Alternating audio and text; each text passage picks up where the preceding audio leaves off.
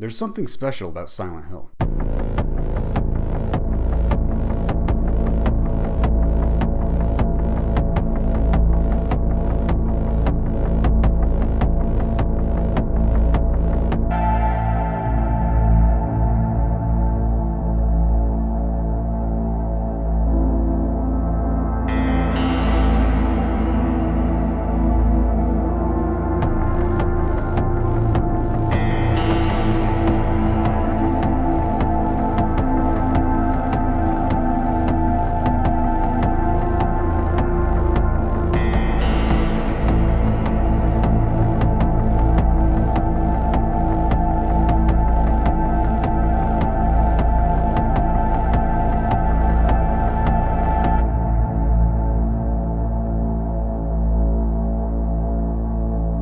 Strangely, in 2024 it feels as though the series is only barely among the greats of the horror genre, Resident Evil being the top dog for its more accessible story, continued support of the series, and recent hits with sequels and remakes that make it an easy series to get into 20 plus years after its beginning. But Silent Hill has not been so lucky.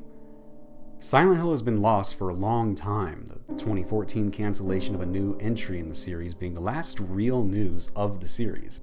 In my opinion, for the past 10 years, there's been only a few games that have come close to what makes Silent Hill stand out, what makes it special.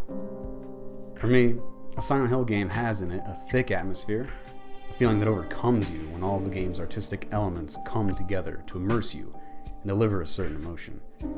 That blinding fog in that empty town, hiding what could be right in front of you, the choking darkness of a building's interior, or the hostile metal of the other world so rusty you could damn near taste the copper on your tongue.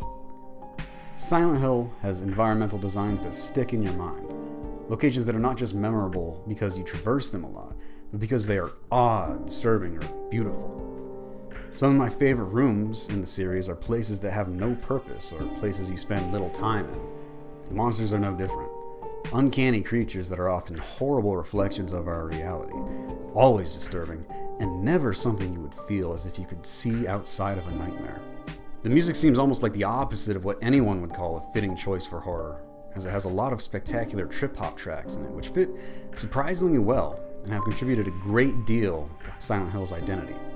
The other side of the soundtracks, with ambient synths and even industrial tracks, fit the metallic otherworld and the slow creeping horror of monsters in the fog, respectively. The gameplay, while not to a lot of people's tastes, is also a point of love I have for the series, tank controls and all, because survival horror is one of, if not, my favorite genre of game. The crowning feature of the series for many of its entries is the story. At its best, it is the peak of psychological horror. All of these parts of the series work together to make some of my favorite experiences in gaming, and creates what makes Silent Hill so special. Since the release of PT and subsequent cancellation of Silent Hills, there was no word on anything to do with this series that so many people adore, the series that had such a uniqueness, until 2022. In 2022, there was a stream that laid out the plan for an upcoming series resurgence, all centered around a push for the upcoming Silent Hill 2 movie that is, bound to suck shit. So far, only one of the planned works has come out to middling reviews. Wait! Don't shoot! Please! What are you doing out here? You could have been killed. I'm just foraging for wild berries. I swear. I stumbled on a great patch of rowan berries over here. Have you seen anything unusual out here? Now that you mention it, I have seen some strange things out in these woods. In preparation for Konami publishing and maybe making a new Silent Hill, they wanted to make sure they could still make a horror game after all of these years. In 2024, the world would be able to see the results of that experiment. A step towards that resurgence. Silent Hill, the short message. Silent Hill, the short message gets a lot wrong. I was left with a sad smile and an exasperated sigh when the credits stopped rolling. I was not taken by it as so many other entries in the series had taken me. I posted my review to my friend in the form of a GIF. God damn it! It felt shallow and forgettable, as so many horror games in the past 10 years have been. I had tempered my expectations. I'm not pretending that the last couple of Silent Hill games before PT were outstanding. I knew this had high potential to be bad. But I didn't want it to be like that horde of games trying and failing to be exactly like Silent Hill 2 or PT. I wanted a Signalis, a Darkwood, something that takes survival horror and even the special sauce of Silent Hill, and did something incredibly original with it, but done in the series that had originated that greatness in horror. I didn't want a game that had such poor lip syncing that I was distracted by it during important scenes. I didn't want a game that had the enemy-avoiding gameplay of a first-person Pac-Man. The hand-holding through the story felt like I was reading a young adult novel, which took away a lot of my immersion in the world and disallowed the gratification of putting two and two together. The story itself was derivative of past games, seeming to only have a new coat of paint on it. Original, but thin additions to an existing story. This game has bad skin. If you just look at the surface, it looks shoddy. But luckily, I didn't just look skin deep. After subsequent playthroughs and too much time thinking on it, my opinions on the short message have changed since that first playthrough. There is depth here, hard as it is to find in the game's short runtime. There is purpose in the game's message, reinforced and deepened by side plots that can be interesting in and of themselves. I can see this game being much more palatable had it been given space to breathe. A tough ask for a free game. This game has complex and fresh characters that are used with themes that fans of Silent Hill are likely to recognize, as well as themes I don't think I've seen explored in anything else within the psychological horror genre of games. The short message is a Silent Hill story. I'll explain that term later. That, while I do think is derivative in places and lacking at times, I believe manages to earn a place in the series by doing some great new things, and doing some classic things damn well. Not among the best Silent Hill has to offer, but it has earned a place in the series nonetheless.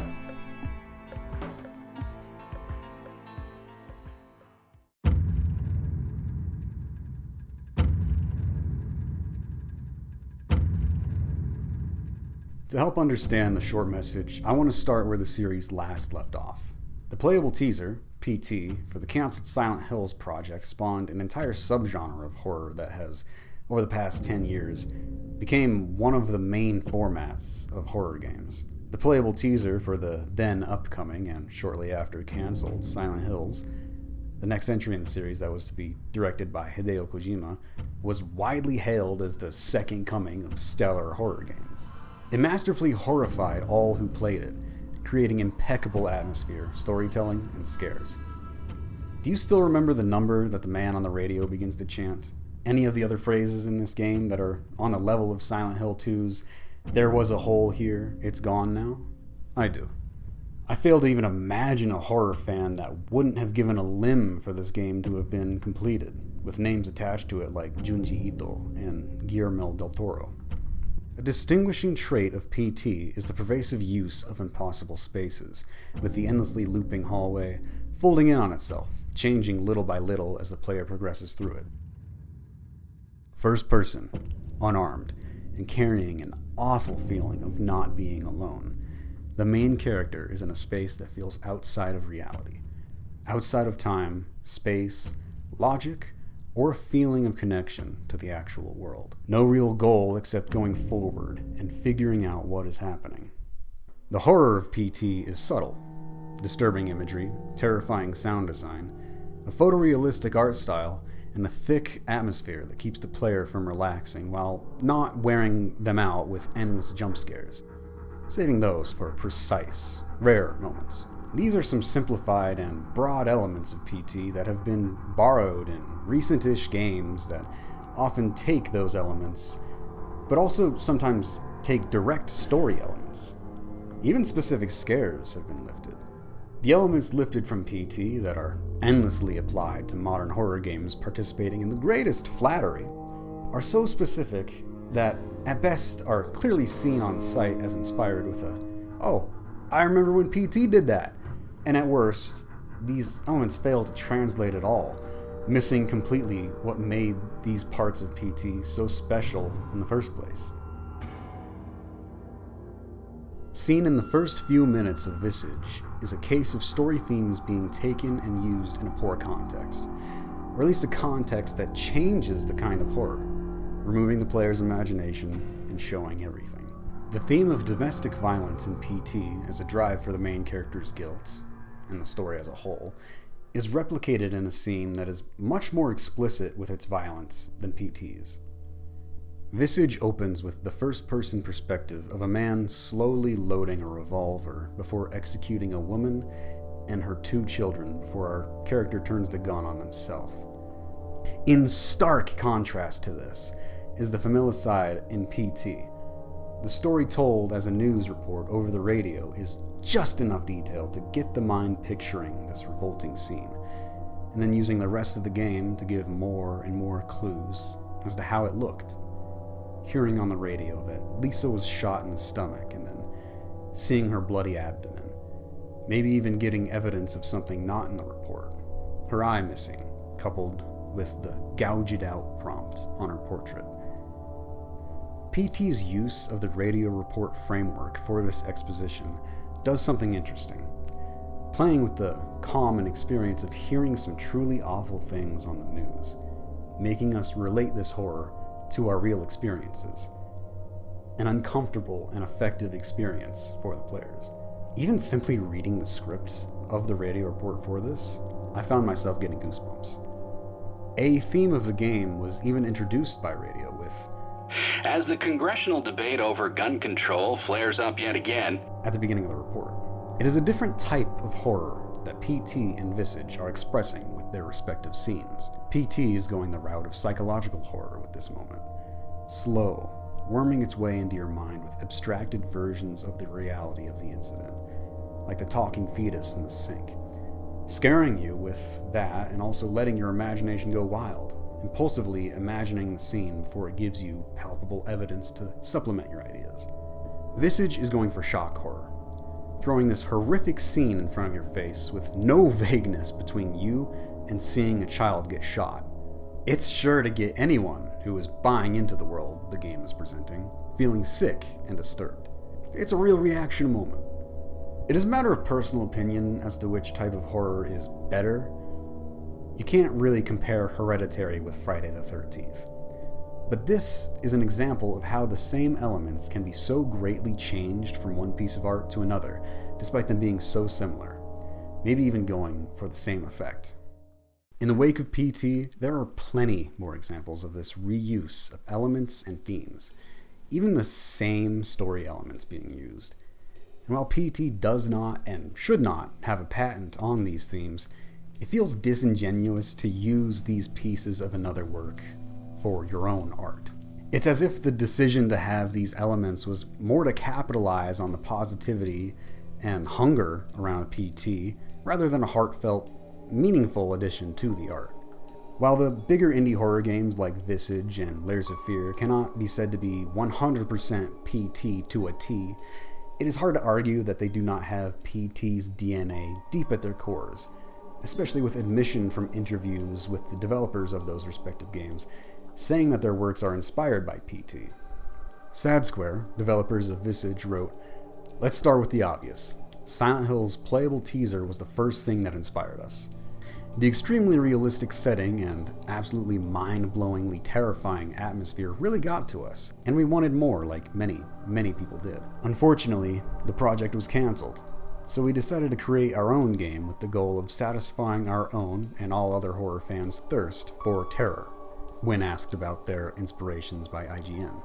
Other inspirations were mentioned, interestingly, Amnesia: The Dark Descent in regards to gameplay. Blooper Team was asked in an interview by Gaming Bolt about comparisons of their game, Layers of Fear, to PT, saying that, "The playable teaser, in a way, opened our eyes. Suddenly, we heard the people's voice that there is a place on the market for a horror that isn't a survival game.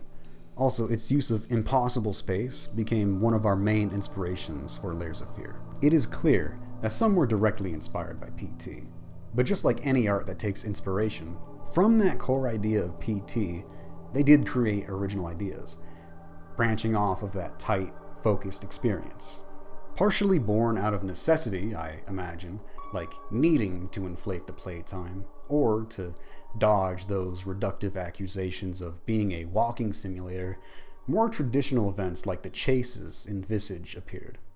Visage, Layers of Fear 2, and Home Sweet Home introduced chases or some form of avoiding monsters into the formula of PT, possibly being inspired by the likes of Amnesia: The Dark Descent and Outlast. These games, at varying degrees of imitation of PT, evolved the small subgenre of horror games that are PT-likes into a different kind of horror, something that imitates but does not carbon copy PT as a whole.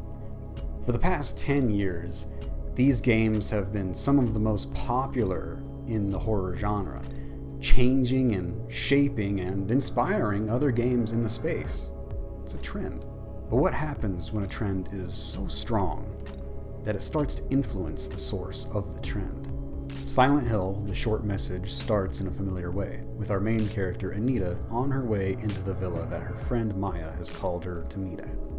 Shortly thereafter, she awakens inside the building, on the floor of a grimy and foggy room, not knowing how she got there. PT opens with our main character waking up on the floor of a small, nearly featureless concrete room, not knowing how he got there. Visage, after the opening execution scene, opens with our main character coming to on the floor of a nearly featureless room with what looks to be bathroom tiling on the walls, floor, and ceiling, right before stumbling into the house that the rest of the game takes place in. Madison starts with the main character seemingly waking on the floor of a dark room before being yelled at by someone on the other side of the door that all of these rooms have. Can you see where I'm going with this? Beyond the beginnings of the short message and the 10-year games, plenty of similarities are to be found in the gameplay loops. The most basic way to explain it is haunted house-esque. You are going through these locations, linear or otherwise, exploring and catching scares, getting to the next story set piece or note, and maybe solving puzzles. This repeats when you get to or unlock a new place to explore. PT did this on a very linear track. Layers of Fear did this loop in one of the most simplified versions. Visage did this while adding some openness in how to explore and some more involved gameplay sequences like chases. Hell, even Resident Evil Village kind of follows this gameplay loop in the Beneviento basement section, although it ends in an Amnesia-like cat and mouse chase segment. The short message follows this loop, but adds in chases and more directed exploration. You never get lost. Anywhere new that you can go is progress. This is a pretty basic loop, and not even very far off from core survival horror games of the past. You could ascribe many games to this loop and just say, oh, but they added this in it. But where these games differ is their focus on storytelling, mostly leaving more involved gameplay by the wayside. The bulk of the gameplay of the short message is exploration of this villa that, as becomes clearer later in the game, does not entirely follow the laws of physical space, impossible spaces. Of course, this is not something new for the Silent Hill series, but in the past it tended to only be kept to the segments of the Otherworld, or the transitions between the worlds. The short message still features the Otherworld, with the other half of its gameplay consisting of the aforementioned chase segments taking place in its impossibly connected spaces. Where this game differs from series norms is that the impossible spaces happen several times throughout both segments, not just in the Otherworld. Some locations in this game are the apartments or houses of the other characters, like Amelie's room being a clear disconnection from the rest of the abandoned villa you explore, and even more explicitly is the high school sections that are connected directly to the villa via doorways. PT doesn't have much of a distinction between Silent Hill and the Otherworld, if it even has an Otherworld. You could argue that it could be at the point where your character starts running through the halls and that it is just a less distinctive difference, unlike Silent Hill 2's differences between worlds. Either way, PT being entirely composed of impossible spaces may have given confidence to following developers to use that trope more liberally.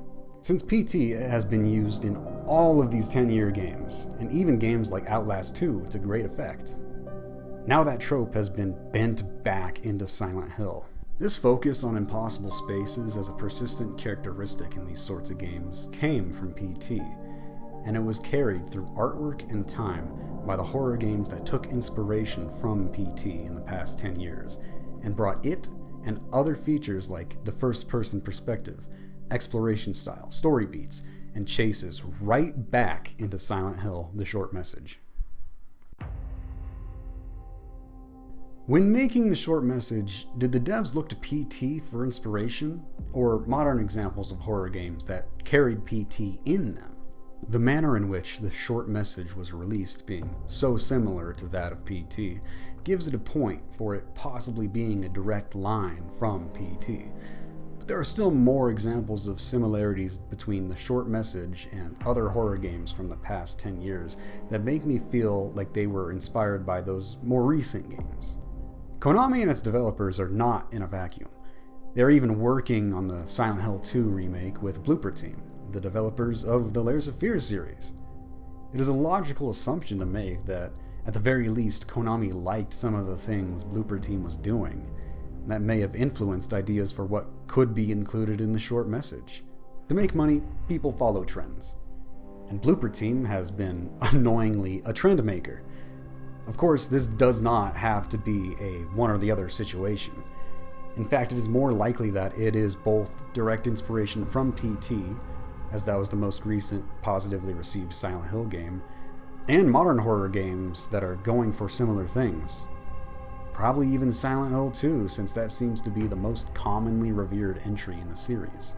Even just watching the trailer for The Short Message at the PlayStation announcement stream, I felt the slight influence of the 10-year games.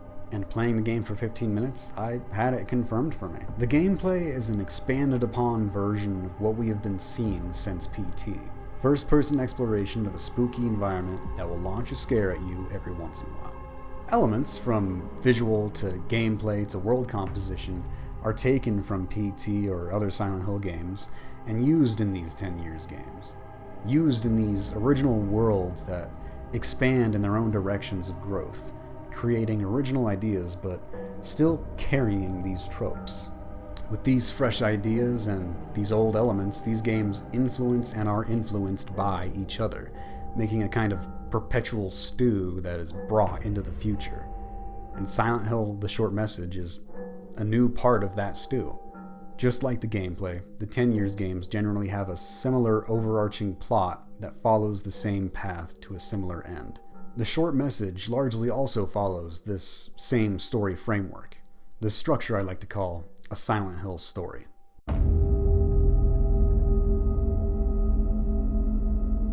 Before moving into more in-depth analysis and thoughts about The Short Message, I think it is important to try and define a Silent Hill story, a component of the series that has been hegemonized and solidified by successive entries in the series as well as games inspired by Silent Hill. First, let's look at how and why it seems that it really is a sole entry in the series that has defined what a Silent Hill story is. I don't think it is incorrect to say that fans of the series are largely divided into two groups: the fans of Silent Hill 2 and the fans of Silent Hill 3. I just think that these two games are overwhelmingly praised in comparison to the others. While everyone can agree that they are both some of the best games, or even works of art for that matter, people tend to take a side on one or the other. Maybe a player relates closer to the themes or characters of one, while the other one did not land for them personally. Take me, for example. I'm a cis man who, while loving both games dearly, puts Silent Hill 2 as my pick. I was able to pick up on the themes of bodily autonomy and the horrors of womanhood in Silent Hill 3 that are centered around the young woman main character, Heather. But the true horror of relating to those struggles, as I am sure many women do, just did not connect to me, for lack of experience. I think that it is partly this disconnect between reception of the games that has made Silent Hill 2 a kind of blueprint for later entries in the series. While the myths of women don't play video games have by now been dispelled, with the reality being about 50-50, even today, games are still largely made and marketed towards a male demographic. All you gotta do is look at a Call of Duty trailer, or the still disproportionate ratio of stories that star a male rather than female protagonists that isn't needlessly hypersexualized. The industry has made great strides since the launch of Silent Hill 3, but back then, what made Silent Hill 3 so special might have been lost on critics who are, of all I could find, male. It may just be a sign of the times and how reviews are written, but not a single review that I found from the time even mentioned the themes of womanhood in Silent Hill 3, with the most even said about the story is that it is complex. At worst, one outlet even saying that, really, atmosphere is what Silent Hill 3 is all about, not story or logic. Nice job, GameSpot. Silent Hill 2, on the other hand, has the tried and true "my wife" storyline. The drive of the main character is to save, find, or help their loved one. And while it does go to interesting places that other works using this cliche do not, it is still using that call to action, which, as evidenced by its continued prevalence, is very popular. To be fair, Silent Hill 2 reviews from 2001 are also pretty damn sparse in talking about the story, a lot like Silent Hill 3. Honestly, a nice way to keep from spoiling the readers. But the story, in conjunction with other elements of the game, gets praised pretty heavily as good psychological horror, having gamers thrown off balance with such a huge array of variables, causing nervousness, anxiousness, and pure fear. But it's the characters that remain strangely, uncomfortably real. Each time Maria speaks, she becomes creepier and creepier. It creates internal psychological fear. Not a typo, by the way. It says it is. Praise for how the gameplay, acting, and story make for a good package. But then Silent Hill 3 has next to nothing besides a synopsis of the beginning hour by the same writer and outlet. Silent Hill 2 still crops up on lists of the best stories in games, with Silent Hill 3 absent. I think that this gap between how Silent Hill 2 and 3 are viewed by fans and critics, along with the disparity in sales, is what made Silent Hill 2 a blueprint for psychological horror games, and even other Silent Hill games like Downpour, Homecoming, even PT has many similarities. A more grounded and numbers-based piece of evidence for why Silent Hill 2 seems more popular than Silent Hill 3 is found in the difference between sales of the two games. It is quite difficult to dredge up these numbers from the past. It seems that companies weren't as transparent about their sales figures back in the early 2000s as they are today, save for showboating, of course. Silent Hill 2 released in North America and Japan in late September 2001, on the 24th in North America and 27th in Japan, and November for Pal Pals. On October 31st of the same year, just in time for Halloween, there was an article published on IGN stating that Silent Hill 2 had passed 1 million sales worldwide, according to a press release from Konami. This information is a bit iffy because I've been unable to find this press release, but I have found several other websites like GameSpot reporting the same thing. So, 1 million for Silent Hill 2 worldwide, or North America and Japan, after about a month of the game being out. Silent Hill 3, with more solid evidence coming from an official Konami financial report which presented financial results from 6 months until September 30th, 2003, says that it sold 300,000 copies overseas since its release on May 23rd in the EU and August 5th in North America. Now, unless there was 700,000 copies of Silent Hill 3 sold only in Japan over the course of 3 months since the Japanese release was on July 3rd, we have a pretty big difference between the 1 million copies that Silent Hill 2 sold in a month and the 4-ish months it took Silent Hill 3 to sell 300,000, even with the sales in Japan being an unknown. I'm no historical market analyst. I can't say with certainty what caused this disparity in sales. But maybe we can look at how people still venerate Silent Hill 2 and not Silent Hill 3 as widely today. It could be that Silent Hill 2 connected to more people than Silent Hill 3, a result of the times. More copies and more hands will affect more people. Maybe the themes of Silent Hill 2 look better on the back of a box than Silent Hill 3, leading to the sales difference and the impact that they had in the game space. A key theme in the story of Silent Hill 2 is the focus on the guilt of the main character. Silent Hill 2 inadvertently establishes Silent Hill as a place where people end up so that they can repent for some wrongdoing, seen in a couple of the following entries in the series. In the actual game, there is, of course, a big emphasis on all of these characters' guilt, or lack thereof for Eddie. But for James and Angela, their wrongdoing is kind of in a gray area. Angela killed her father to stop him from abusing her, likely her only option to protect herself. Angela hates herself for what she did, and also what she went through, taking her mother's words to heart that she deserved it. James's suffering is similar. He is overcome by guilt because he killed his wife Mary, a mercy killing that was just a bit short of an assisted suicide, lacking her explicit consent. James's journey through Silent Hill is part self-torture and part him coming to terms with what he did. Depending on the ending, he even kills an idol of Mary that hates him, a monster that even James says wasn't the real Mary, killing the idea that he should be punished and continue to suffer for what he did. The game ends with the full letter from Mary to James, explaining that she wanted James to move on, be happy, and live for himself, not for her anymore. The game can end on this positive and hopeful note, depending on your ending, despite all of the horror and pain throughout the rest of the game's runtime. Silent Hill is not just a place where people end up so that they are punished. It is also a place they are called to so that they can work through their trauma, guilt, and self-hatred. Following in Silent Hill 2's footsteps, games that took inspiration from it and or PT go with a very similar plot in an often reductive fashion. In Layers of Fear, you play as an abusive husband and father who is going through a nightmarish version of his own house, replaying flashbacks of events that tell his story, how he was a huge dick to his family.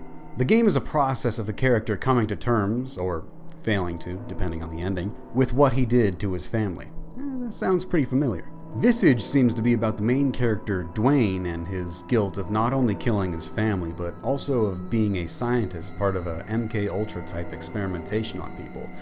The people that you explore in their respective chapters in the game. This is what I gathered from other people who have tried to put the story together on Reddit and shit. You couldn't pay me to finish that game. I'm probably getting the details wrong, but honestly, I don't give a fuck. I have a vendetta against this game. Another commonality with Silent Hill that these games has is that they take place in a space outside of reality, or at least a deformed version of it. Layers of Fear takes place in the artist's house. Very obviously not a true representation of it at most times with the impossible spaces. And Visage takes place after the character kills himself. A lot of fans calling the setting of the game being a type of purgatory. That's something that people also call Silent Hill if they believe that the people who go there are already dead. In all of these games, the main characters are going through their own hellish ordeals as punishment for the wrongs that they did, or being pushed to come to terms with their guilt and what they did, gaining some peace through acceptance and maybe even some forgiveness, depending on what ending you get. Another commonality in a lot of these games. Through repetition of the same plot points through so many games, all inspired by Silent Hill 2 or PT, which itself was likely inspired, at least in part, by Silent Hill 2, the Silent Hill story was born and carried through the times right back to its origin point with Silent Hill, the short message. Silent Hill, the short message, has a lot going on with its story, but looking past some of the original things that they do, you can still find the hallmarks of a Silent Hill story. About halfway through the game, it is revealed that Maya, the girl who texted the main character Anita to meet her in this abandoned building, is dead. She killed herself by jumping off the roof of the building that you are in. In the following chapters, the player, along with Anita, confronts the truth that Anita stopped a letter from Maya from being delivered to their mutual friend Amelie. The letter being a cry for help that, if delivered to Amelie, would have given Maya someone to help support her in her crisis. You and Maya wrote letters to each other, right? Yeah, but then Maya jumped off the villa roof. Well, there was supposed to be one in the last book you had, too. What? That letter was a message for you. Why are you telling me this, Anita? Anita takes on the guilt of what she did to Maya. Going further, throughout the game, we hear words of abuse from Anita's mother that shows that from a very young age, Anita was wrongfully blamed for things that she had nothing to do with by her mom, making her feel guilty of just existing. This is all your fault! Bad things happen because of you! While many other things are going on in the story, this guilt is one of the reasons for her near suicide at the end of the game and at the end of Chapter 2. Another characteristic of Silent Hill that can be seen near the beginning of the game is Anita being pulled into a place outside of reality. She's consumed by a fog after arriving at the villa, and right after that, she wakes up inside the building. As mentioned before, throughout the game, there are plenty of examples of impossible spaces, especially with the classic Otherworld. But at the end of the game, Anita is blasted back into reality, with the fog blowing away from her once she decides not to end her life.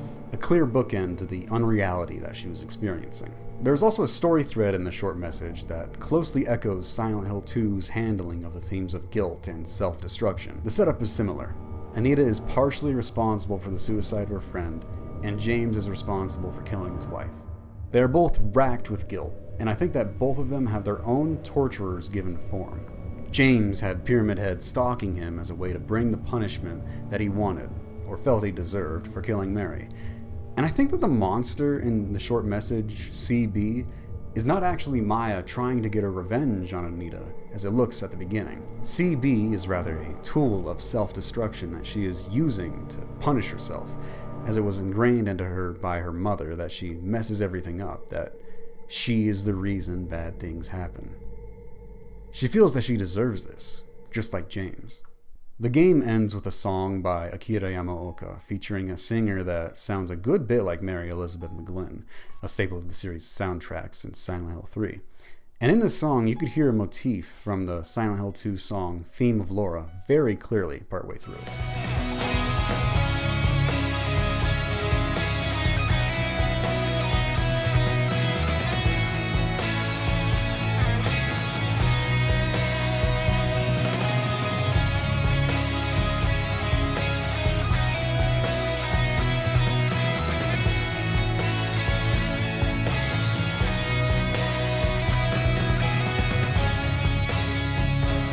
It could be some simple fan service, they have done this before, or it could be that they are very aware of the story similarities.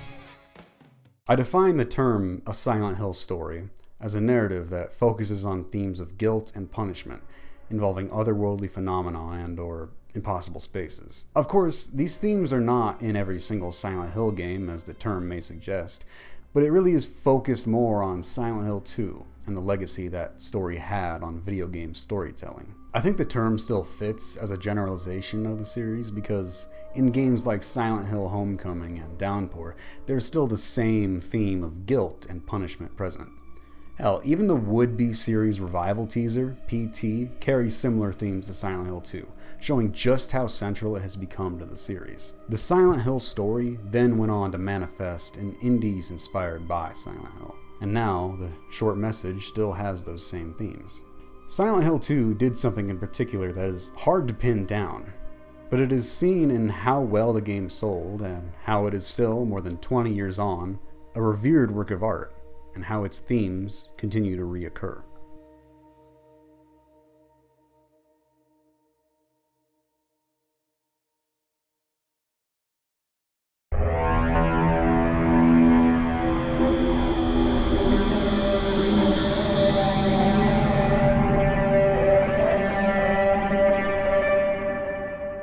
The short message introduces an interesting part of Silent Hill lore, I guess you could say, called the Silent Hill phenomenon, which retroactively explains why some games take place outside of the actual town Silent Hill, and possibly sets the stage for upcoming Silent Hill games like Silent Hill F.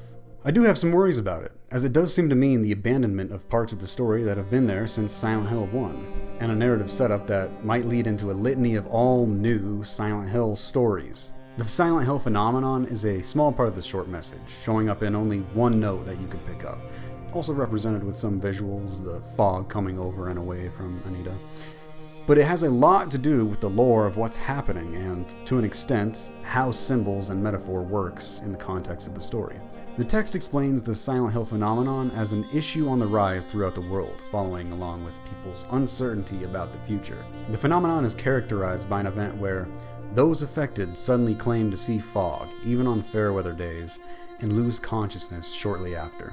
An unnamed fictional psychologist seems to spell out the symbolism of the fog by saying, "To one who is psychologically unstable, fog represents uncertainty and sensory illusions. When in a state of high stress, one's vision may become obscured or tunneled, as if one is wandering through a dense fog or mist. Societal uncertainty or apprehension about the future manifests as fog, thus blurring the lines between illusion and reality. So, with this explanation, we understand that what is happening to Anita, swallowed by the fog at the beginning and spit out at the end, all the while being in an incredibly tenuous mental state, is something that is happening to people all over the world, cited in the text indirectly as being in such high numbers because of the rise of mental unwellness in the trying times brought on by COVID-19. The name of the phenomenon is said to be named after a similar event that took place in the eponymous US town.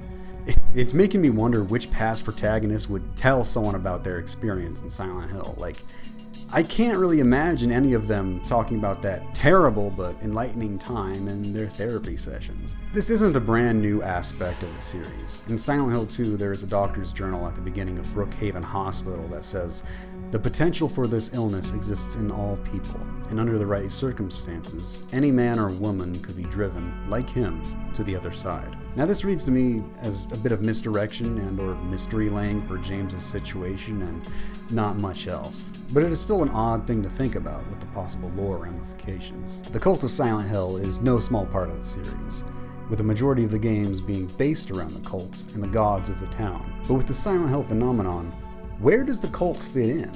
Silent Hill having effects on people outside of the town is nothing new. I think it started with Silent Hill 3 and carried on in Silent Hill 4 The Room, which takes place almost entirely outside the town.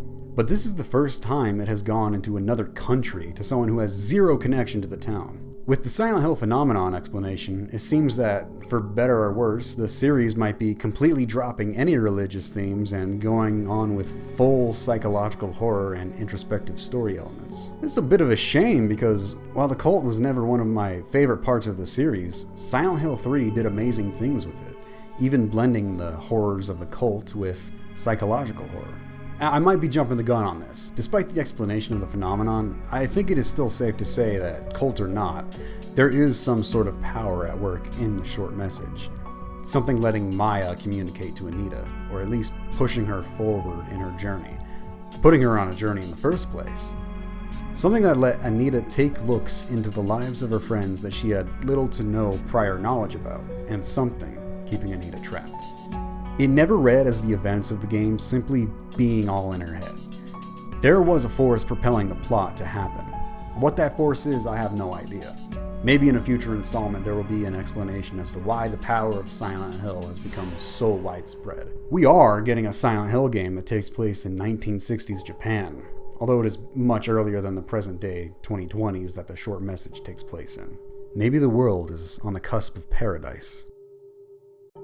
If the Silent Hill phenomenon is the plot device that the series will continue with, I have some concerns about how repetitive and monotonous these stories might end up being. Some of my favorite games in Silent Hill do not have the cult as big players in the story. Silent Hill 2, PT, although we don't know what Kojima had planned, and Silent Hill Shattered Memories, which completely removes any of it as it is a non-canon retelling that does its own great things. But those were interesting to me because they took parts of Silent Hill, like the atmosphere, style, and horror, then did different things with them. The problem here is that, as discussed before, the direction these cultless entries go has been done to death with PT, Downpour, and an army of games in the past 10 years that took inspiration from Silent Hill 2 and PT, and now the short message. Following in the footsteps of these prior games and following a similar formula could end up producing a series of boring, soulless games that narratively all look like each other. I don't want what happened to Assassin's Creed, Far Cry, really any Ubisoft series, and plenty of other open world games to happen to Silent Hill with its storytelling or gameplay. The short message did do some new stuff, like aiming at sending a heartfelt message to younger generations, an evolution of world design, monster design, and music, mainly because of the age and experience of Masahiro Ito and Akira Yamaoka, all the while still being identifiably Silent Hill. Not that something unidentifiably Silent Hill would be bad, I kinda want to see what that looks like. Despite the new, as discussed prior, there's still a lot of retreading in Silent Hill the short message, gameplay and story-wise. It's just that, with this lore in place, I'm not sure if it will be able to continue stepping into new, interesting directions. This blueprint is a cup, and artwork is water. Shapeless until it is made to take the shape of whatever it is put in. Not much you can do about the shape of water inside of a cup. Speaking of water, the short message is some muddy stuff. There are a lot of themes in the short message that are stepping on each other's feet, especially since the story is trying to keep an air of mystery until the end. There's the relation to the younger generations, social media and the pressures of it, bullying, cyberbullying, and fear of an uncertain future.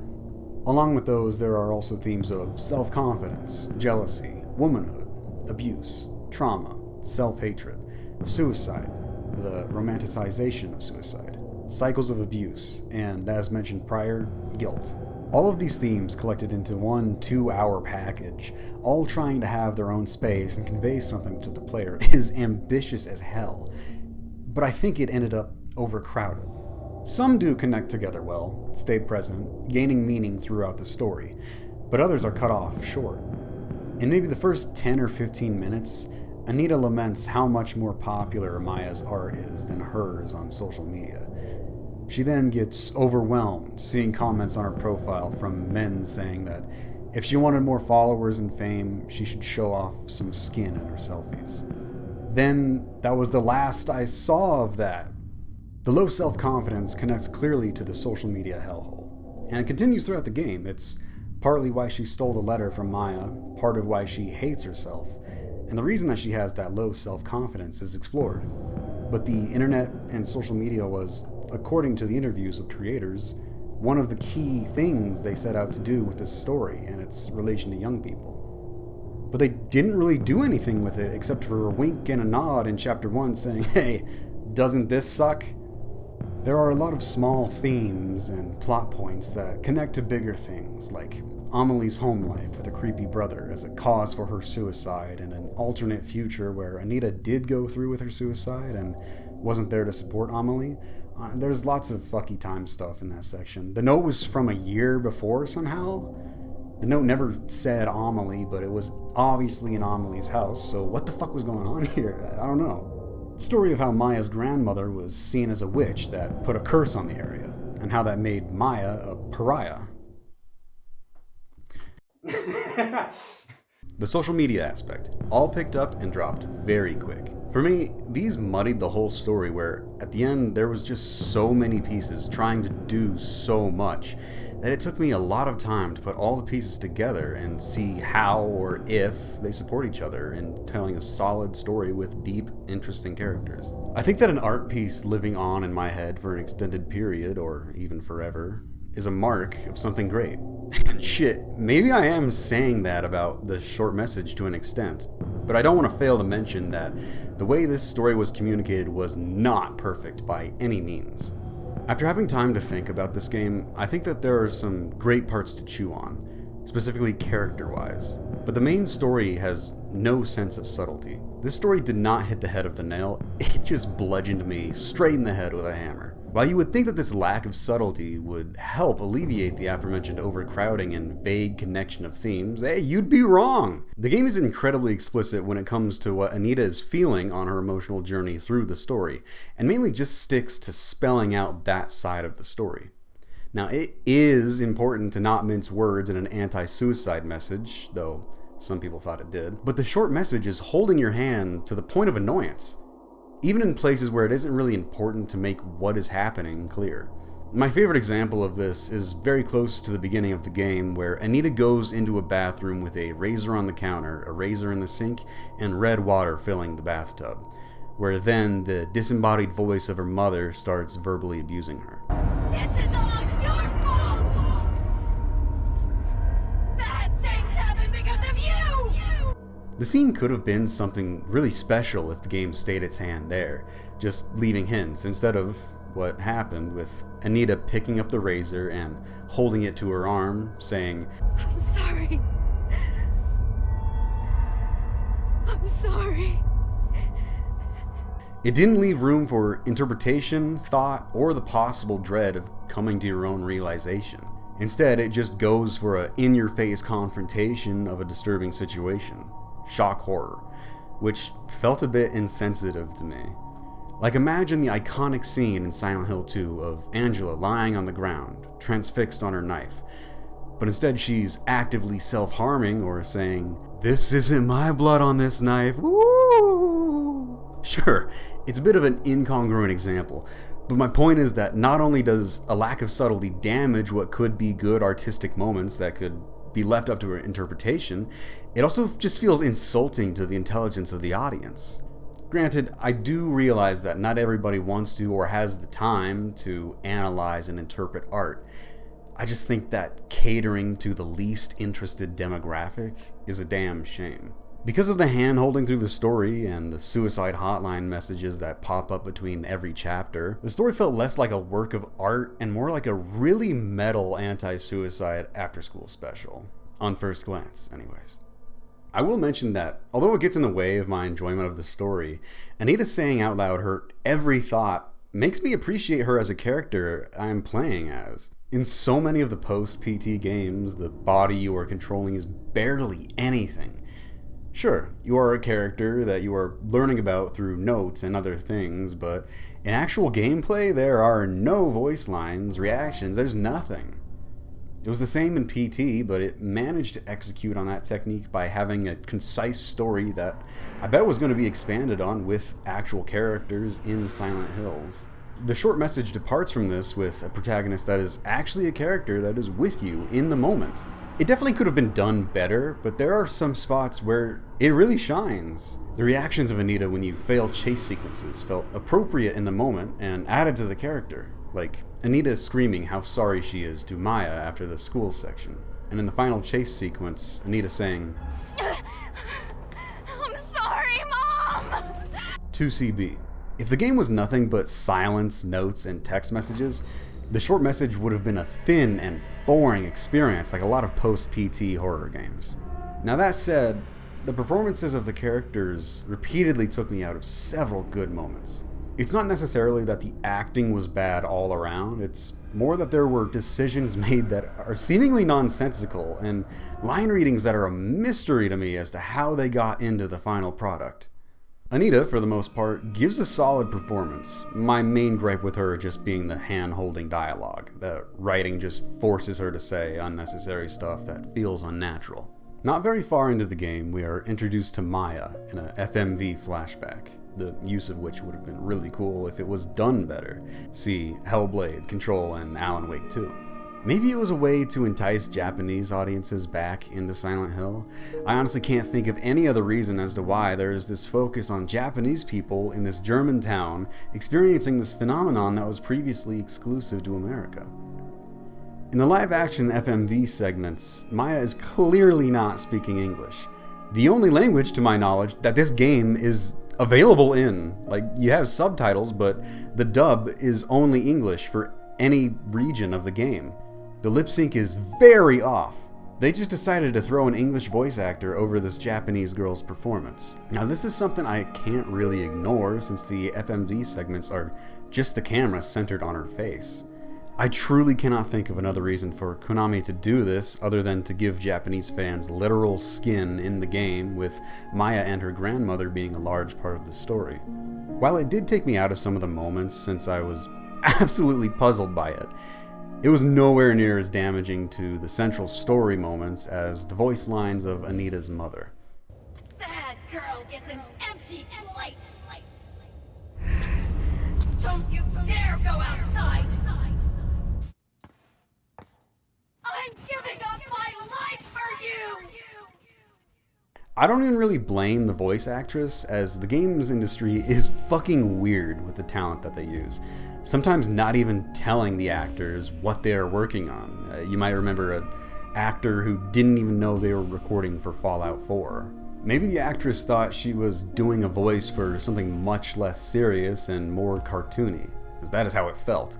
No, I blame whoever let the voice lines get into the final game. The performance reads as laughably evil, as no one would speak like this. And with the narrative weight that these lines have and the moments that they play, they should have been done better. Looking at the performances of the short message overall, I think there was a lot of weirdness with translation and localization, which resulted in strange timings and ways of saying things that felt incredibly unnatural. Funnily enough, this works wonders in Silent Hill 2. I'm not the first person to make the observation that a lot of the dialogue in Silent Hill 2 is dreamlike. But having recently played through it again, I can confirm the feeling I get when I listen to this dialogue is unique. There are also standout moments so good that I genuinely question if the people who damn the original voice work even played that game fully. One of the first adjectives that comes to mind when thinking about the dialogue in Silent Hill 2 is stilted. The pauses between the responses and the next line a character is saying, the lack of a natural feeling flow, it all makes the characters seem lost and confused, caught in a haze. Pretty on theme. That timing, the stops and starts and non sequiturs, contribute to the feelings of unreality in the game. The feeling of being in another world, the feeling of being lost in the fog with other people that do not seem quite right. I think that most of the awkwardness in the dialogue comes from how it was implemented in-game and written in the script, not the actors. Much like the short message, the acting is good, even stand out at times, with Monica Taylor Horrigan's performance as Marion Maria. The energy in her line, "Anyway? What do you mean, anyway?" is incredible. And of course, the letter at the end of the game may be one of my favorite performances in games. Incredibly raw and heartbreaking. I'm not saying that the game is without fault.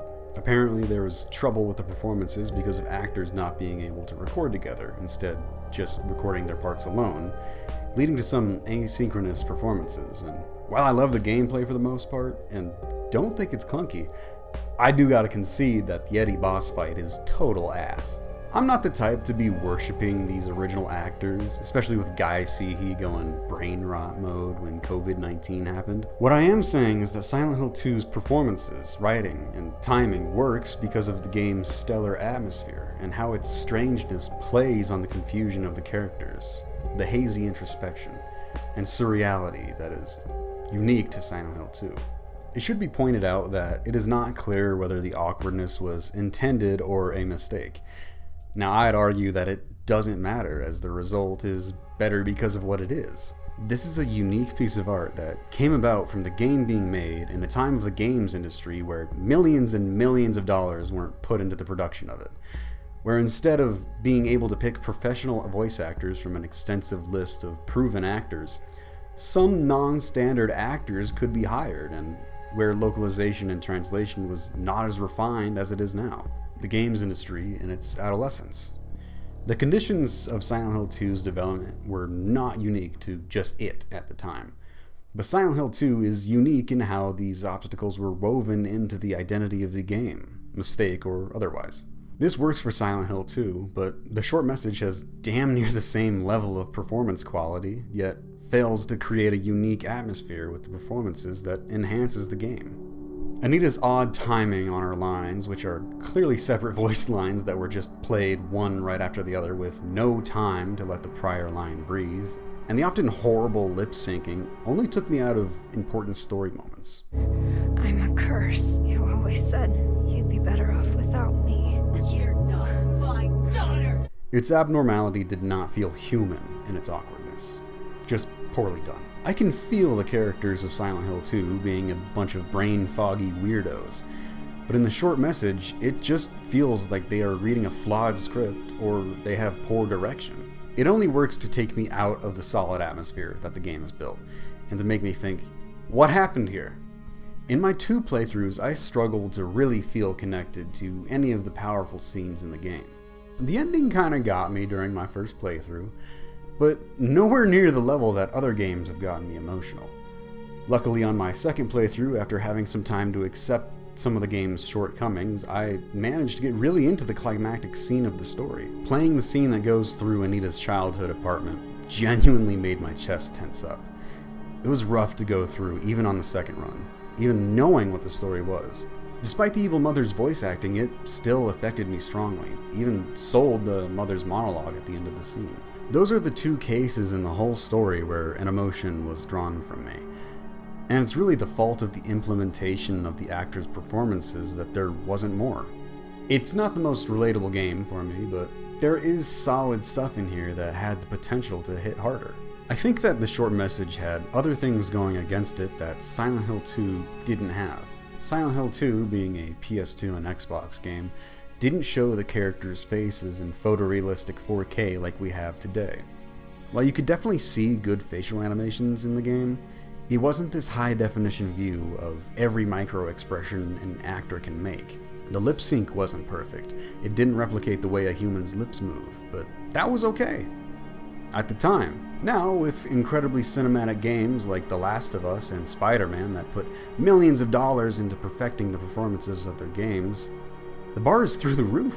A literal experiment of a game, short and sweet that the short message is, shouldn't be expected to put the time and money into perfecting its performances, yet the bar is already there. They tried to reach that bar, and the game looks damn good. It felt like it was really capitalizing on the PS5's ability. But that still wasn't enough to reach the heights of other games that have budgets going upward of 200 million. It concerns me that our standards have been dragged so high, because it means we won't be accepting of these games that use powerful engines like Unreal 5, but don't have the budget to bring other aspects of the work into line with the now relatively easy to achieve visuals. It takes time and money to lip sync. It takes time and money to properly facially animate. When it comes to the facial capture, the poor lip syncing for the in-game models, I think there's a need to forgive the game's failure there and look past it. While the script, the FMV, line timings, and line readings are problems, I think that I could get over the lip sync and pacing issues given the context of what the game is supposed to be.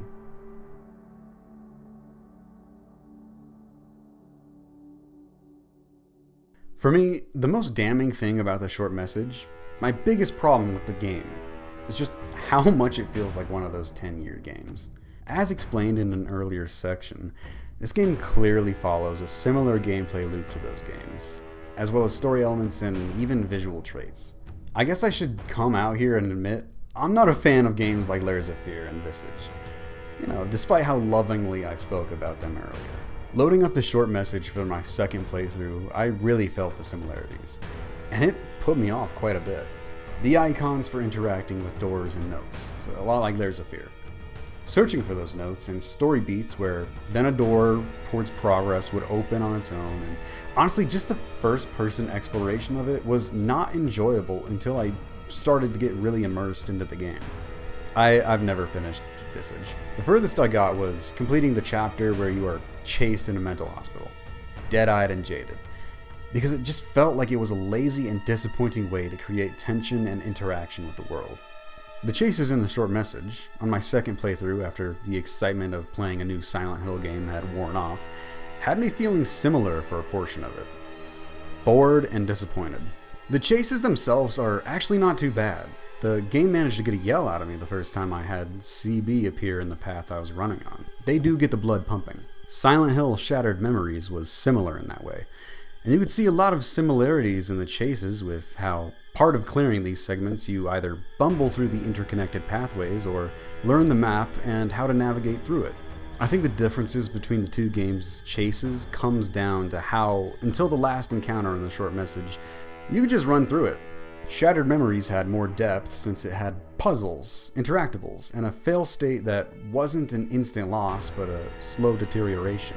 For the short message, I still have the feeling that it is just a letdown of a way to include gameplay in the game aside from the trite first-person haunted house exploration, a constraint of the genre it's in.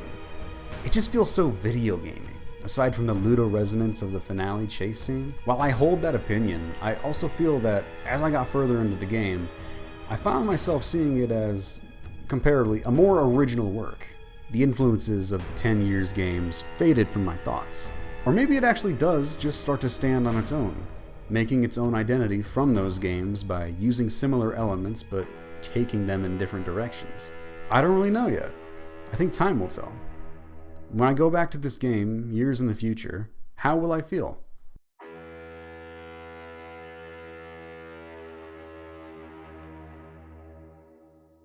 A quick aside while in the realm of criticism. There's been a good bit of misinformation going around about the story of the short message and how it supposedly prompts unhealthy behavior. While I saw these takes online, I was racing through my mind, wondering how I could have missed the shitty things that they were claiming were in this game. Psychological horror being handled in a piss-poor fashion has been a common occurrence to be on the lookout for in recent years. The Medium was a game I was looking forward to, as it looked quite Silent Hill-esque. But it turns out that the message of the game is incredibly insensitive and actively harmful to the survivors of abuse and otherwise traumatized people. A big Microsoft timed exclusive on the new consoles fucking it up that bad has people rightfully watching out for more harmful media. Even recently this year, I heard that the movie Night Pool has some shitty things to say about differently abled people, along with being a bad movie. A real double offense there. I think it is good to keep an eye out for harmful messaging, but when it comes to Silent Hill, the short message, I just saw people jumping the gun. People whose opinions I respect, might I add, although I'm not naming names. One that I saw getting traction was about how it felt odd that the game ends with Anita talking about how she thinks that being in a group, seeking connection with others, is a sign of weakness, and that she wants to get by on her own strength. Anyone who played the game would know that this is the letter Anita wrote to her adult self, the game opening with these lines. The reason it shows up at the end is kind of the whole point of the game's story, the letter being expanded by the adult Anita, saying that despite those beliefs, she will still carry on for those she loves and those who love her. Another take I saw was how Anita got what she wanted and didn't get punished for it. Anita wanted to get rid of Maya so that she could have Amelie all to herself. In the end, Maya is dead because of the letter Anita stole. Anita got what she wanted by kind of bullying. But this criticism completely discounts the fact that Anita felt so guilty about what she did that she wanted to kill herself. She tortures herself with this beautiful monster that wears Maya's jacket and Maya's cherry blossoms. Anita also says to herself that she never wanted Maya to die because of what she did. It doesn't matter that Anita got what she wanted in the end, because she's going to feel the guilt of what she did for the rest of her life. There may be other examples of unfair criticisms for this game, but these were the ones that I saw. People love to kick something while it's down and dogpile on it. There was some unfair criticism towards the short message that was doing this, which is weird because there's so many fair things that you can criticize about it. Just look at what I just said prior. With all my criticism about the short message, I think it is also important to say that this is not a game for me. I'm a man that has never really touched social media as a place to post and communicate. A lot of the themes of this game, like that with social media and gender, didn't really hit for me. And that is okay. No art should be made for everybody. I hope it did hit for some other people that can identify more closely with the game's themes. There were definitely some parts I did identify with, but for the most part, I also had those themes introduced to me in different works of art. Even earlier Silent Hill games in the case of the themes of guilt and self-destruction. This may be Silent Hill for a new generation, even branded as much in interviews. This would be a hell of a way for people with no experience in the realm of psychological horror to get into it.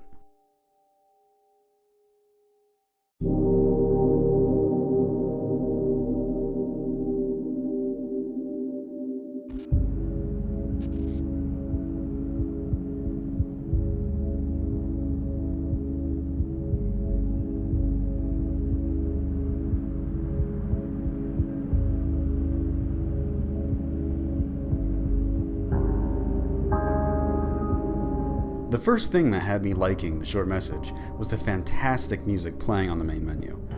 Just like the main menu of The Last of Us, I found myself sitting there and taking in the beautiful music. Brand new music from an artist whose work has shaped the series I love so much, and my own musical tastes. Akira Yamaoka doesn't sound the same, and I mean that in the best way possible. If he was still using and editing pre-made beats and sounds like he was doing for Silent Hill 2, I'd be concerned, but no, like so many of the artists that I love, his music has evolved over the years, but can still be identified upon listening that is Yamaoka's. I actually didn't know 100% that it was him until I saw him in the credits, but it did not surprise me in the least when I saw his name at the end, because even that main menu track sounded like Yamaoka. Throughout the game, there are moments that play total bangers, tracks that scream Silent Hill, but they sometimes fail to mesh with the scene. One scene that comes to mind is the moment before Anita discovers that Maya is dead. A fantastic trip-hop beat is playing that is heavy on the piano. While it didn't really fit the vibe of Anita looking through her social media account with self-loathing, it is still undoubtedly a banger. One problem that I have with the audio design is what also brings that song to an end. When Anita realizes that Maya is dead, a cheesy bwomp plays, like a damn movie trailers thing, akin to a fucking record scratch. I guess I haven't accepted Maya's death yet. Huh?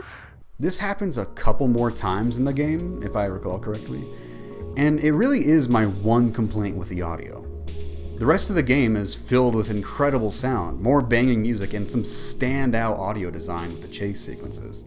The shaking chain link fences, the increase of static as CB gets closer, and the fucking thundering of CB's feet hitting the ground as she comes after you, so loud that it sounds like she's right behind you, just seconds away from killing you at any moment.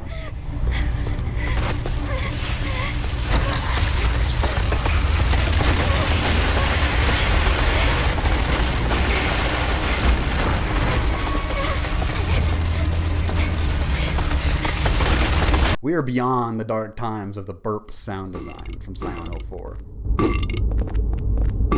Much like some of the less loved Silent Hill games or the movies, if you don't appreciate the short message, we at least get some new Akira Yamaoka music with it, and that can stand on its own as evocative art.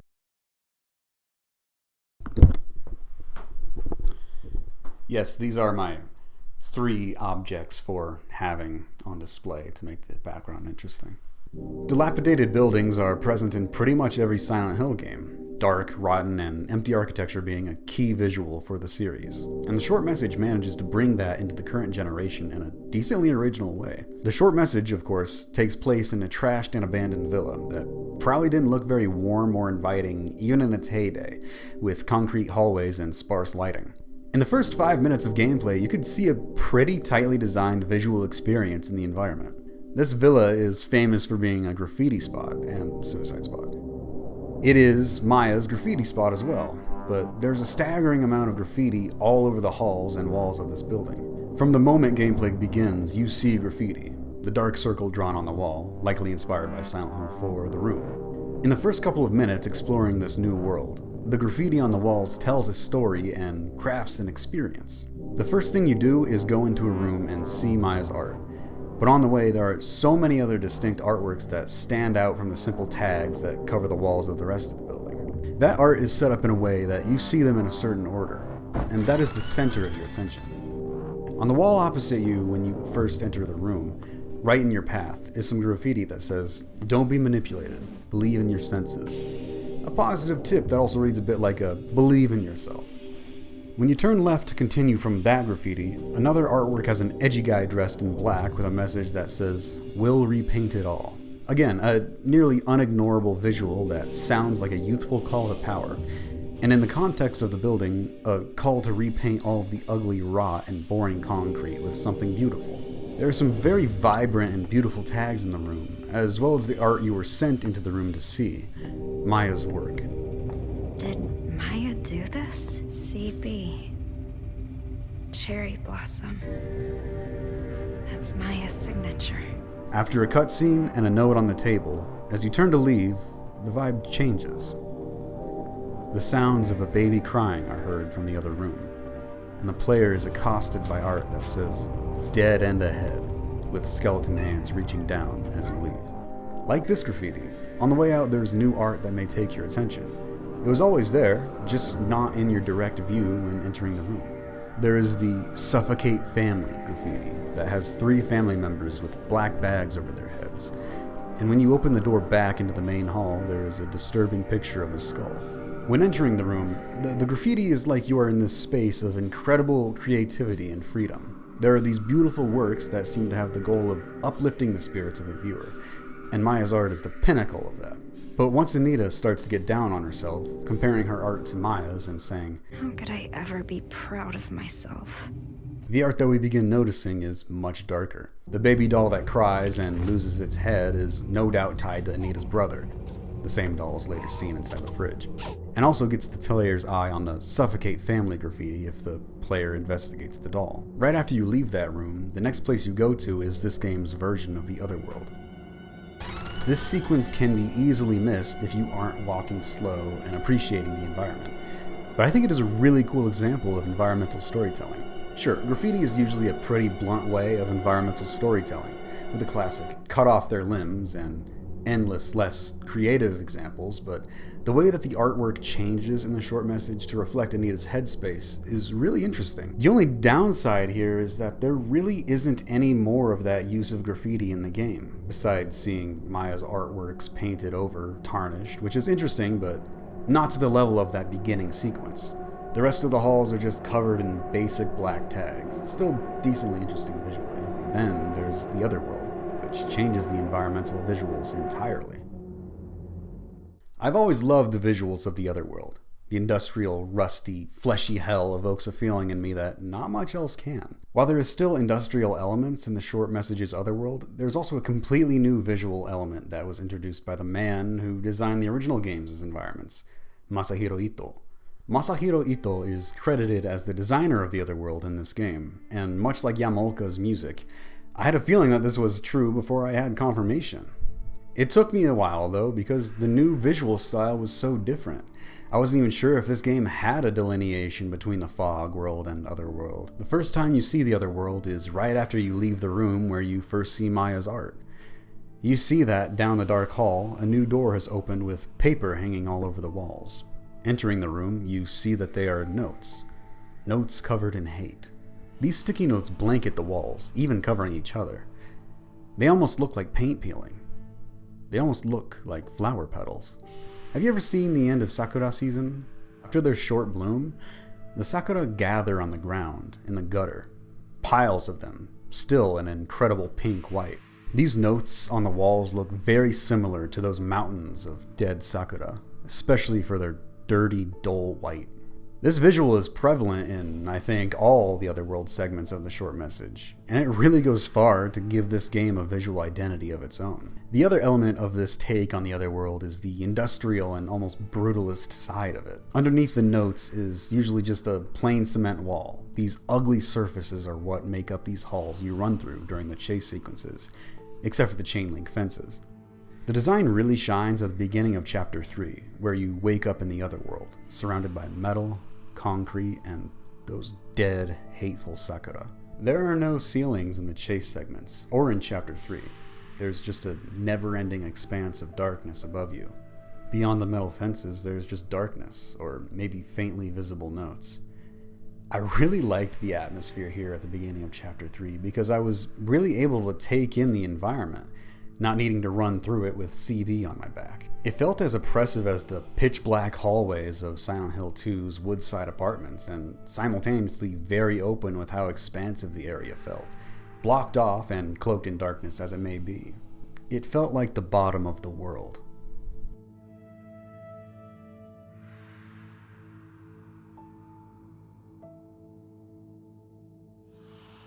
The solid concrete ground wouldn't let me go further down. The only options were to traverse the bottom or find a way up into the yawning void. It is at the bottom that you find Anita's worst memory, the scene of her childhood. It could be argued that this is another similarity with Silent Hill 2. The constant downward movement that happens in the Silent Hill Historical Society is echoed by the downward trajectory at the ending of chapters 1 and 2 of the short message. Anita's attempt in Chapter 2, even seeming to show through dense fog that the entryway that is usually there with Maya's memorial, is instead an endlessly deep hole in the ground now, also visible from the balcony earlier in this chapter. After the confrontation at the bottom of the world with Anita's past, there is the final encounter with CB, and the environment looks a lot like classic Silent Hill. The walls and floors are now primarily metal grating and chain link fences. The walls that aren't look like they are covered in rust, rotten and dirty sakura petals peppering them. There's an orangish lighting that looks straight out of Silent Hill 3, and there's barbed wire twisting around the walls you run past. After remembering the good in her life and seeing what Maya wanted her to find, Anita is back in the fog world, and she climbs the stairs up from the bottom to the roof. While I did appreciate the look of the final confrontation, seeing a Silent Hill 3 type environment in modern graphics, I think I preferred the more subdued, dark, and new parts of the Otherworld that we got to see. The Otherworld in this game was a breath of fresh air, and while I will always love the original industrial, flesh-covered hells, this new take was effective atmospherically and beautiful visually, doing something new while also having ties to the classic games. Masahiro Ito didn't only do the Otherworld design. The first thing that I loved about this game, before I even knew that it was a game that was going to come out, was the terrifying and beautiful creature design by Ito, which leaked in 2022. The concept art of the creature is still stunning, and shows the notes piled on the walls as pink as CB itself. Past Silent Hill games, mainly the entries from Japan, although shout out to the fantastic creatures and shattered memories, have my favorite designs of anything. Period. These are not simple creatures that scare you with how dangerous they look. They are not the beefed up Mr. X, creatures with big teeth, or killers with big knives. Silent Hill monsters don't scare you with their killing ability. They scare you with their, what the fuck am I looking at? Oh, I hate looking at that factor. Silent Hill 3's numb body does not look at all dangerous. Anyone could kick that little fucker over and stomp on it. But the pink flesh, the abstract shape of it, that makes it uncomfortable to look at. Makes me want to run away from it. CB does not look dangerous. Its killing instruments is just the wooden stakes it has for hands and feet that look like the legs of an easel. I'm not afraid of getting into a fight with a flowery easel, but I am afraid of this beautiful, hateful thing moving in an erratic way, stomping after me. The fact that it wears the clothes of a friend, how it has nearly no semblance of humanity, how beautiful and intimidating it is, that is scary. The meaning of what the monster is and how the details of the design expand on that is scary. As was done with the environments, the creature design in the short message has built upon the beautifully disturbing designs of the past, while also going somewhere new with it. A new goal achieved. Making something beautiful into something disturbing and scary. As annoying as it is to admit, the design stands alongside Pyramid Head and how striking it is. I say this is annoying because of the threat that this design might be milked just like Pyramid Head, the official name already being declared as Sakura Head, a clear imitation of the past which will no doubt be great for the brand, TM. At least with how good and milkable CB is, we know that Masahiro Ito still has it. He can still make amazing things. While I don't think he's listed as the designer on any of the upcoming Silent Hill project, Silent Hill 2 Remake doesn't count, I do hope we see more from him in the future. The story of the short message has been an enigma for me. When I first hit credits on the night of the game's release, I was disappointed. As the weeks went by, I found myself unable to take my thoughts away from it, taking me to the point of wanting to write this. As I thought and thought, details of the story stuck out to me. I was appreciating it from new angles, developing readings of the story that were not part of what was spoon-fed to the player, unwinding the tangled themes and story elements. I first found myself accidentally connecting the story to Silent Hill 2, finding out that it is a Silent Hill story. It doesn't do much that is new in way of the story. The connection to Silent Hill 2's base plot points and message are pretty clear. Anita's guilt and trauma is actively hunting her and punishing her in the form of CB, just like Pyramid Head does to James in Silent Hill 2. Both of these creatures being manifestations of self-destruction. Just like Silent Hill 2, there is an embodiment of the one that the main character did wrong to, who wants to get their revenge. Mary at the end of Silent Hill 2, and of course CB is Maya, but those reflections are not what those people were like in reality. Mary's letter is a note asking James to live for himself, to be happy. Maya wanted Anita to find the painting that she made of Anita, proving to her that she is seen and loved. Clear mirror. Of course, they have their own contexts and original elements in their stories, but this is what a Silent Hill story is. There can be infinite versions of character exploration that revolves around the basic plot of character is punished in a horrible situation for something they have done. Their guilt and self-hatred is explored, and the ending likely involves the character coming to terms with their actions. The short message is clearly a Silent Hill story. But in that storytelling framework, it still manages to do things with the plot that I appreciate. things that make it feel more original and less like a retread. Despite my gripes with the voice acting, despite the cheesy visuals, and despite the exposition drop, the story of the mother and her monologue while Anita is in the closet is pretty compelling to me. I wish it had more space in the game to come about in a less rushed way, but the idea behind it is solid. Generational trauma is part of Anita.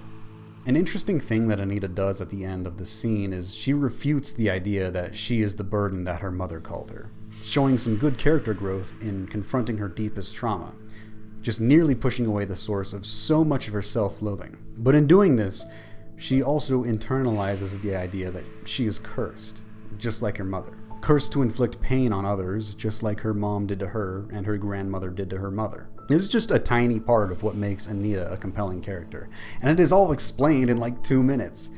But it does make Anita more interesting and relatable. Just this small story element adds a lot to the narrative, and a lot of originality while sticking inside the framework of the Silent Hill story. And it isn't the only example of it.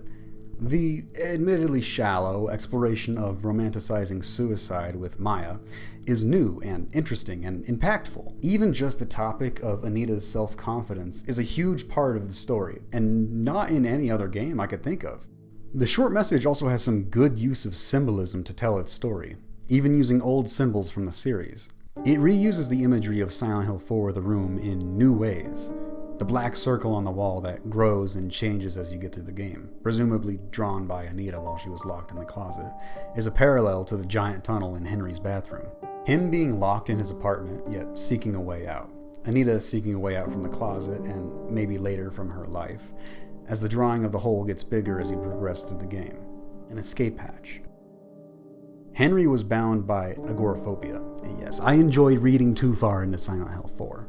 Anita was bound physically in her childhood and mentally in her present by trauma. Anita was able to get away from the inner demons that hunted her in the finale of the game when she collected the good moments of her life to one by one take the chains off the door that kept her there. The same door that kept Henry in his apartment. The symbols used in Silent Hill 4 mean something different in the short message. They share commonalities, but the door chained from the inside and the escape tunnel mean different things to their respective characters. The door is chained for different reasons. Anita's tunnel never goes anywhere. It is just a hope. I loved this thoughtful reuse of these symbols that are dear to me. It adds new meaning and ways people can relate to these works of art while also just being visually killer. The main plot of the game is something that I respect. I do not love it, but I enjoyed it and see its worth. A world was successfully built here, as imperfect as it is. There is a story that tells a message in a way that really gets the point across. If you don't have experience fighting with mental health issues, it might come off as an obvious, hey, don't kill yourself. But I think that the narrative elements that comprise that message, the ludo-resonance of remembering the good things in Anita's life in the gameplay finale, Anita's character growth to learning she should depend on others, to live for them, makes it say something that has more meaning behind it. When you are at your lowest, you do not think in terms of reality. For people that are at their lowest, being reminded that they are likely not alone, that there are people who care about them, is important. Because when you're not thinking clearly, it is so easy to forget or doubt. And that reminder can be as simple as asking your friend to go shopping. This message is not incredibly deep, but it feels genuine. The developers of the short message even stated that one of their goals was to put this message of hope into our current hell world. It may have been a bit overly ambitious to try to fit this and all of their other themes into a 2-hour experience, and while it is a bit wonky because of it, it succeeded in its goal. There are still parts of the short message that I'm thinking on. Hell, look at the time the game came out versus when this came out. My slow and inconsistent writing aside, I have been thinking about it and refining my thoughts through writing about it for that amount of time. And yet there are still things I am pondering, like, who the hell was Maya's him?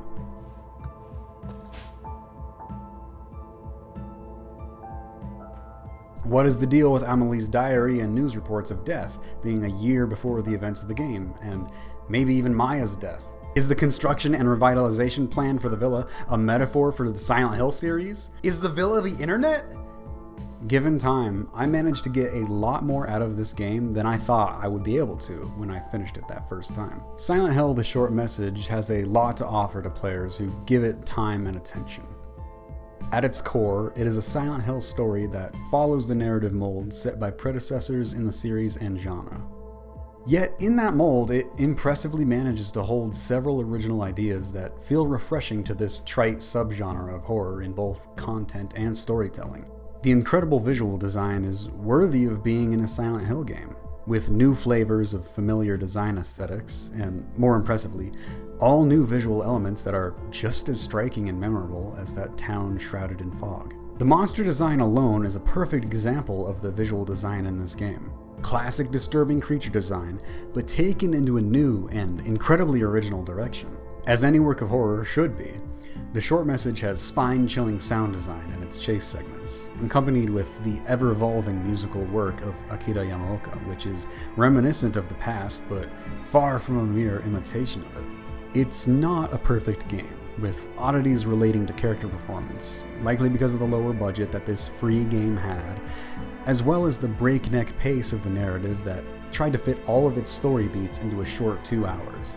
The format of it being a Silent Hill story and its imitation of popular horror games from the past 10 years held it back from being a standout entry in this series that's full of masterpieces. But even with those limitations, I think that The Short Message is a work that has incredibly beautiful parts in it, making it well worth the time of people who can look past its faults. Silent Hill: The Short Message has left enough of an impression on me that I won't be forgetting it anytime soon. It may not reach the heights of other entries in the Silent Hill series, but I'm happy to say that it has bloomed within a niche of its own inside the series.